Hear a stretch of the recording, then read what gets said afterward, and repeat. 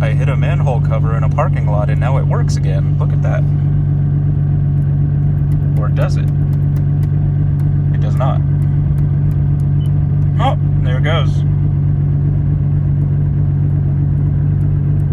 It's like not really working, but also working.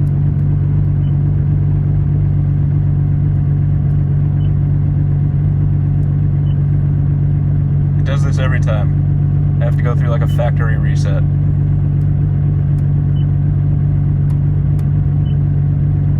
And then it's going to ask me to add a device because it wiped everything. So yeah, automatic connection failed.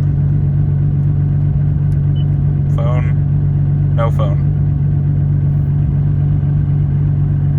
Thanks, Subaru. Bluetooth, no phone. No phone.